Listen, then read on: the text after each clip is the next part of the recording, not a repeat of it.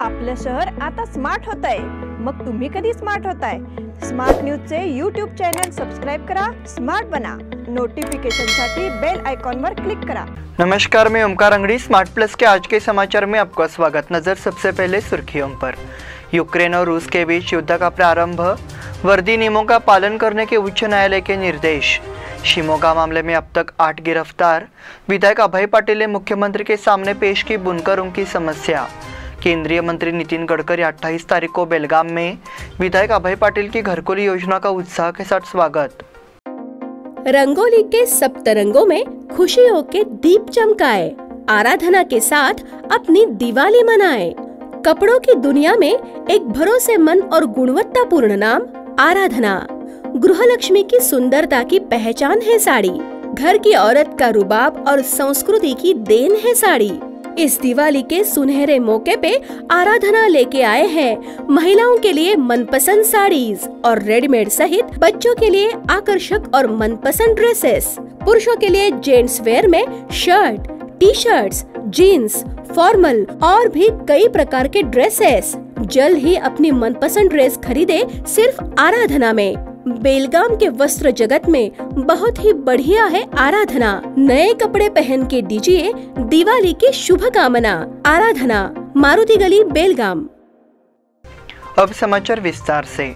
ऐसे संकेत मिले हैं कि रूस और यूक्रेन के बीच संघर्ष छिड़ गया है।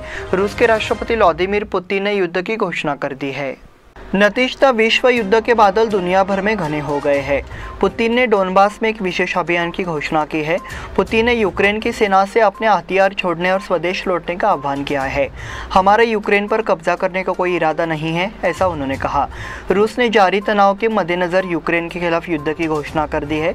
संयुक्त राष्ट्र ने पुतिन से युद्ध समाप्त करने का आह्वान किया है। रूस और यूक्रेन के बीच तनाव दिनों से चरम पर है। यूरोप सहित पश्चिमी देशों ने दोनों देशों से समाधान निकालने का आह्वान किया था। इस बीच रूस ने यूक्रेन में 2 क्षेत्रों को स्वतंत्र राज्यों के रूप में मान्यता दी। संयुक्त राज्य अमेरिका और यूरोप सहित अन्य देशों ने तब से रूस पर प्रतिबंध लगाए हैं। फिर भी रूस पीछे नहीं पड़ा है। युद्ध घोषित कर दिया गया है। प्रतिबंधों के बावजूद रूस ने आज युद्ध की घोषणा की। AFP के मुताबिक राष्ट्रपति पुतिन ने औपचारिक रूप से युद्ध की घोषणा कर दी है। वर्दी नियमों का पालन करने के उच्च न्यायालय के निर्देश। कर्नाटक उच्च न्यायालय के मुख्य न्यायाधीश ऋतुराज अवस्थी ने निर्देश दिया है कि शैक्षिक संस्थानों में छात्रों को वर्दी के नियमों का पालन करना चाहिए। बुधवार को हिजाब याचिका पर सुनवाई के दौरान अवस्थी ने कहा कि स्कूलों और कॉलेजों में धार्मिक पोशाक पहनने पर प्रतिबंध केवल छात्रों पर लागू होता है। शिक्षकों के लिए आदेश जारी नहीं किया गया है। निर्देशक मंडल ने एक निजी कॉलेज के शिक्षक को हिजाब पहनने की अनुमति देने से इनकार कर दिया, इसलिए शिक्षक ने इस्तीफा दे दिया। इस पृष्ठभूमि के खिलाफ उच्च न्यायालय ने आदेश के पीछे की भूमिका को स्पष्ट किया। मुख्य न्यायाधीश ऋतुराज अवस्थी ने कहा कि छात्रों को वर्दी के नियम का पालन करना चाहिए। उडुपी के 6 छात्रों द्वारा आयोजित एक प्रेस कॉन्फ्रेंस में उन्होंने हिजाब पहनने पर प्रतिबंध के खिलाफ आवाज उठाई। कोर्ट ने कॉन्फ्रेंस का आयोजन कर रहे कैंपस फ्रंट ऑफ इंडिया के बारे में सरकार से जानकारी मांगी है। उडुपी कॉलेज की ओर से एडवोकेट SS नागानंद ने अदालत को बताया कि CFI से जुड़े कुछ छात्रों ने हिजाब के मुद्दे पर विरोध किया था। शिमोगा मामले में अब तक 8 गिरफ्तार। बजरंग दल के कार्यकर्ता हर्ष की शिमोगा जिले में हत्या के मामले में पुलिस अब तक 8 लोगों को गिरफ्तार कर चुकी है। ये जानकारी कर्नाटक के गृह मंत्री आरागा ज्ञानेंद्र ने बुधवार को दी। मंगलवार तक इस मामले में 6 आरोपियों को गिरफ्तार किया गया था। अन्य 2 को बुधवार को गिरफ्तार कर लिया गया। इस बीच देश के कुछ हिस्सों में तनाव का माहौल है। कर्नाटक के शिमोगा जिले में बजरंग दल के कार्यकर्ता हर्ष की हत्या के मामले में पुलिस ने 6 लोगों को गिरफ्तार किया है, जबकि कुछ कथित तौर पर फरार है। मंगलवार की सुबह शहर में छिटपुट, आगजनी और हिंसा की घटनाएं हुई। शिमोगा जिले के पुलिस प्रमुख लक्ष्मी प्रसाद ने कहा कि बजरंग दल के कार्यकर्ता की हत्या के मामले में 8 लोगों को गिरफ्तार किया गया है। आरोपियों की पहचान आसिफ, सैयद नदीम, रेहान शरीफ, निहान, अब्दुल अफनान और काशिफ के रूप में हुई है। विधायक अभय पाटिल ने मुख्यमंत्री के सामने पेश की बुनकरों की समस्या। राज्य में बुनकरों के बीच बढ़ती आत्महत्याओं की पृष्ठभूमि के खिलाफ विधायक अभय पाटिल के नेतृत्व में बेलगाम के बुनकरों के एक प्रतिनिधिमंडल ने बुधवार को बेंगलुरु में मुख्यमंत्री बसवराज बोम्मई से मुलाकात की और मांग की कि बुनकरों की विभिन्न मांगों को पूरा किया जाए और आगामी में एक विशेष पैकेज की घोषणा की जाए, क्योंकि बोर्ड केवल औद्योगिक क्षेत्र में उद्योग चलाना चाहता है और किसी भी प्रकार की सरकारी सहायता या अनुदान प्राप्त करने के लिए लिए संबंधित विभागों से एनओसी प्राप्त करना चाहता है, लेकिन अधिकांश बुनकर रिहायशी इलाकों में रहते हैं और अपना कताई उद्योग चलाते हैं और वे भी आधिकारिक नहीं हैं, क्योंकि उन्होंने 100 रुपये के स्टैम्प पेपर पर पंजीकरण कराया है। ये छोटे पैमाने के मशीन कताई उद्योगों के लिए एक बड़ी समस्या है। प्रतिनिधिमंडल ने यह भी मांग की कि पीसीबी द्वारा बनाए गए नियमों में गंभीरता से विचार करते हुए ढील दी जानी चाहिए। केंद्रीय मंत्री नितिन गडकरी 28 तारीख को बेलगाम में केंद्रीय भूमि परिवहन मंत्री नितिन गडकरी 28 को बेलगाम आ रहे हैं। उनकी उपस्थिति में बेलगाम में 2 राजमार्ग चौड़ीकरण परियोजनाओं का भूमि पूजन समारोह होगा। कार्यक्रम का आयोजन इस समय गणमान्य व्यक्तियों की उपस्थिति में किया गया। सांसद मंगला अंगड़ी ने प्रेस वार्ता की। इस वक्त विधायक अभय पाटिल, बेलगाम ग्रामीण भाजपा जिलाध्यक्ष पूर्व विधायक संजय पाटिल मौजूद रहे। इस समय सांसद मंगला अंगड़ी ने कहा कि संकेश्वर से कागल तक राष्ट्रीय राजमार्ग को 6 लेन चौड़ा किया जाएगा। ये कुल 40 किलोमीटर दूरी का तरीका है। इस पर 1479 करोड़ रुपए खर्च होंगे। इसी तरह गोवा से बेलगाम जिले के जाम्बोटी तक की चेन का 2 लेन का काम भी इसी समय शुरू किया जाएगा। सड़क कार्यों के लिए 246 करोड़ रुपए की योजना तैयार की गई है। उन्होंने कहा कि केंद्रीय मंत्रियों के साथ मुख्यमंत्री बसवराज बोम्मई और अन्य गणमान्य व्यक्ति मौजूद रहेंगे, ऐसी जानकारी उन्होंने दी। विधायक अभय पाटिल की घरकुल योजना का उत्साह के साथ स्वागत। बूढ़ा की नई बस्तियों में जरूरतमंद लोगों के लिए भूखंडों के आरक्षण के मामले में विधायक अभय पाटिल ने मुख्यमंत्री बसवराज बोम्मई से मांग की है। ये एक सही घर के सपने को साकार करने की दिशा में पहला कदम है, क्योंकि ऐसे घटकों को पहले इस तरह से लाभ नहीं दिया गया है। उन्होंने स्मार्ट न्यूज़ के जरिए बातचीत करते हुए इस फैसले का स्वागत किया है। उन्होंने अभय पाटिल को उनके सपने को साकार करने के लिए धन्यवाद भी दिया। बेलगाम नगर विकास प्राधिकरण अर्थात बूढ़ा के अधिकार क्षेत्र में नवनिर्मित बसावटों में निम्न स्तरीय लोगों के लिए भूखंड उपलब्ध कराने की मांग की है। विधायक अभय पाटिल ने इस संबंध में मुख्यमंत्री बसवराज बोम्मई को एक पत्र सौंपा है। इन अनुभागों में नाई, ऑटो रिक्शा चालक, पेडलर्स और अन्य छोटे व्यापारियों को घर उपलब्ध कराने के निर्देश दिए गए। इस बुलेटिन में वक्त हो गया छोटे से ब्रेक का। देखते रहिए smart plus. Poddar brothers jewellers, a perfect blend of traditional and modern jewelry in North Karnataka, Goa and Southern Maharashtra, serving since 5 generations.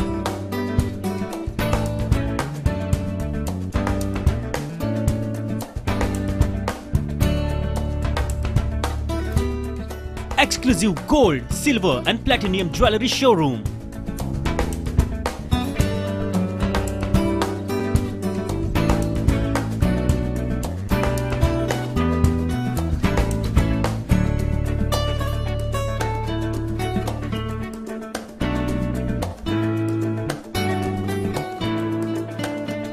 Poddar Brothers, Poddar Sons and Grandsons. Khade Bazar, Belgaum. Call is on 0831 240 5550 or 51 or 52 or 53. Visit us at www.poddarjewelers.com.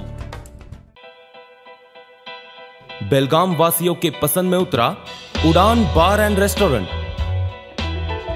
Social distancing का ख्याल रखते हुए हमारा staff देता है बेहतरीन service का विश्वास।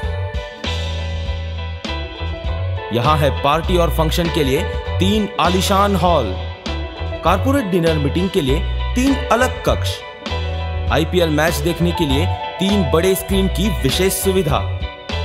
इसके साथ ही साफ सुथरा किचन, जहां हमारा वेल क्वालिफाइड स्टाफ देता है क्वालिटी और हाइजीनिक फूड की गारंटी।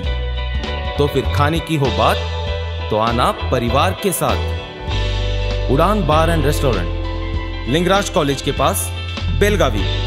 फोन 0831 243577। ब्रेक के बाद फिर से आपका स्वागत। बढ़ते हैं अगले समाचार की ओर। प्रमिल्का को पंत बालेकुंद्री की जन्म शताब्दी समारोह इस रविवार को पंतवाड़ा में मनाया गया। श्री पंत महाराज के भजन शुरू में उनके सबसे बड़े पुत्रों रंजन और राजन की उपस्थिति में किए गए। इसके बाद प्रमिल काकू की पुत्रियों रतन और बेबीताई के साथ नारायण किल्लेकर, रमेश कालकुंद्रीकर द्वारा दीप प्रज्वलित किए गए। इसके बाद उनके परिवार ने भाषण दिए। यमुना का मंडल अध्यक्ष सुनंदा किल्लेकर, शैला कुलकर्णी, सुरेखा जांबोटकर, सुशीला कनबर्गी, अनंत किल्लेकर ने प्रमिल काकू को याद किया। नारायण किल्लेकर ने भी अपने विचार साझा किए। इसके बाद प्रमिल काकू के जीवन की घटनाओं को एक डॉक्यूमेंट्री के माध्यम से दिखाया गया। इसके बाद आरती और प्रसाद वितरण किया गया। इस जन्मशती समारोह में बड़ी संख्या में भक्तों ने भाग लिया। संचालन नीता पाटिल ने किया। बीम्स सरकारी अस्पताल में सुधार योजना का प्रारंभ। बेलगाम उत्तर के विधायक अनिल बेनके ने यहां के सरकारी बीम्स अस्पताल में सुधार का कार्य शुरू किया है। इस बारे में उन्होंने बताया कि मेरा उद्देश्य बीम्स सरकारी अस्पताल को राज्य में नंबर 1 बनाना है। हाल के दिनों में बीम्स सरकारी अस्पताल में विभिन्न विकास कार्यों के माध्यम से बड़े बदलाव हुए हैं और इसे एक स्वच्छ, सुंदर और एक अच्छी तरह हवादार अस्पताल में बदल दिया गया है। बेलगाम उत्तर के विधायक अनिल बेनके ने इसके लिए लोगों से सहयोग करने का अनुरोध किया है। बीम्स सरकारी अस्पताल के विकास की जानकारी देते हुए अनिल बेनके ने कहा कि जो लोग 1 महीने पहले अस्पताल आए थे वे अब यहाँ आए।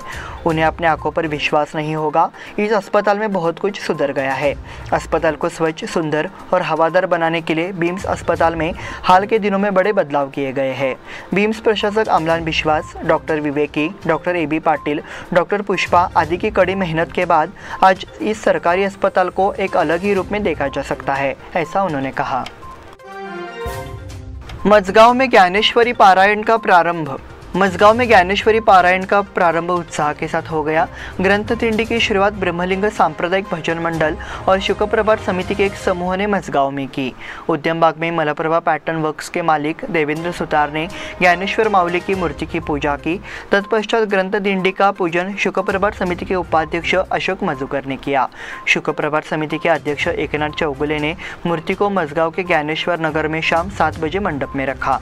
पारायण मंडल द्वारा कीर्तन, भजन, प्रवचन आदि कार्यक्रमों का आयोजन किया गया है। जिलाधिकारी द्वारा रुक्मिणी नगर क्षेत्र का दौरा। स्लम विकास बोर्ड के अधिकारियों के लिए प्रधानमंत्री आवास योजना के तहत रुक्मिणी नगर में झुग्गी वासियों को आवास उपलब्ध कराना जरूरी है। इसके लिए तत्काल सूची तैयार की जाए। जिलाधिकारी MG हिरेमठ ने अधिकारियों को दे दिया है।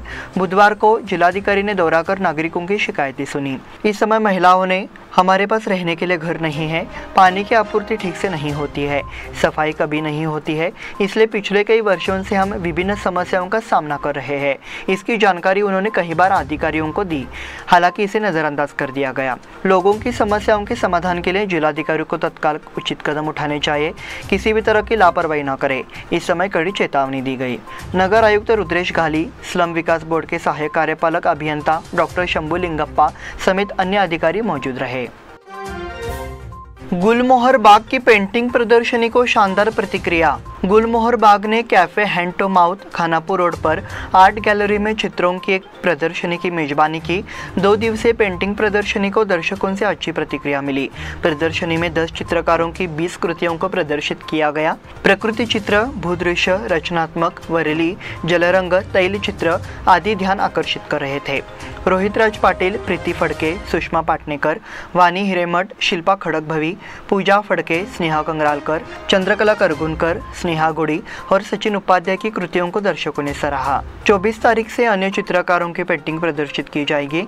इस प्रदर्शनी में आशा राणे, चंद्रकांत रंगानेकर, ज्योति शरद, JD बढ़ई, नंदा पाटिल, वृषाली मराठी की कलाकृतियां शामिल होंगी। शिक्षा अधिकारियों द्वारा स्कूल निरीक्षण अभियान। जिला शिक्षा अधिकारी बसवराज नरतवाड ने शिक्षण संस्था में धार्मिक दरार पैदा करने वाली कार्रवाई न करने की अपील की है। स्कूलों और कॉलेजों में सभी प्रकार के छात्रों को शिक्षित किया जाता है। इसके लिए स्कूल में कॉलेज यूनिफॉर्म है। छात्रों, अभिभावकों को शिक्षा को महत्व देना चाहिए। उन्होंने स्कूलों का दौरा कर विशेष निर्देश दिए। साथ ही छात्रों को ऐसा कुछ भी नहीं करना चाहिए जिससे स्कूलों और कॉलेजों में नस्लीय विभाजन बढ़े। शिक्षा पर गंभीरता से ध्यान देना चाहिए। माता पिता को भी इस बात पर ध्यान देने की ज़रूरत है। हम शिक्षा प्राप्त करने के लिए स्कूल कॉलेज जाते हैं, ऐसे में सभी के साथ समान व्यवहार किया जाता है। शिक्षा में किसी का नुकसान नहीं होता है। हालांकि नलवाड ने ये राय व्यक्त की है कि विवाद भड़काकर स्कूलों और कॉलेजों में माहौल खराब करने की कोशिश की जा रही है। शहर में स्कूल कॉलेजों में सुरक्षा के पुख्ता इंतजाम किए गए हैं ताकि हिजाब और भगवा शेला से माहौल तनावपूर्ण न हो। कलेक्टर MG हिरेमठ ने स्कूलों और कॉलेजों का दौरा किया और उनका निरीक्षण किया। रॉयल्स किंग्स क्लब द्वारा जीती गई ट्रॉफी। रॉयल्स किंग्स क्लब ने यूनियन जिमखाना ग्राउंड में जीतो इंटरनेशनल बेलगाम में जीतो यूथ क्लब द्वारा आयोजित 4था Jito inter club premier league limited 10 over का टेनिस बॉल क्रिकेट टूर्नामेंट जीता। सीरीज के विजेता सुकुमार पद्मनावर और पवन उपाध्याय को सम्मानित किया गया। सर्वश्रेष्ठ गेंदबाज का पुरस्कार सुकुमार पद्मनावर को मिला, जबकि सर्वश्रेष्ठ बल्लेबाज का पुरस्कार महावीर सांगोदी को और final man of the match का पुरस्कार सुकुमार पद्मनावर को मिला। राष्ट्रीय कुरेश प्रतियोगिता में मलप्रभा जाधव ने जीता गोल्ड। हरियाणा में कुरेश एसोसिएशन ऑफ इंडिया द्वारा आयोजित बेलगाम की स्वर्ण पदक विजेता मलप्रभा जाधव ने राष्ट्रीय कुरेश प्रतियोगिता में स्वर्ण पदक जीता। मलप्रभा जाधव ने 48 किलोग्राम भार वर्ग में पंजाब की परमिंदर कौर को हराकर सत्र की मजबूत शुरुआत की। प्रताप विट्ठल कालकुंद्रीकर को रजत पदक। All India body building federation द्वारा आयोजित Pondicherry state body building association Bharat junior body building प्रतियोगिता में बेलगाम के प्रताप विट्ठल कालकुंद्रीकर ने मास्टर प्रतियोगिता में दूसरे स्थान के साथ भारत ने रजत पदक जीता। हिंदवी स्पोर्ट्स क्लब विजेता।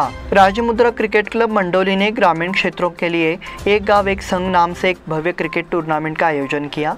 इस प्रतियोगिता में कल्लेहोल की हिंदवी स्पोर्ट्स क्लब ने प्रथम और बालेकुंद्री की टीम ने उपविजेता का स्थान प्राप्त किया। इसी के साथ स्मार्ट प्लस के आज के समाचार समाप्त हुए। धन्यवाद।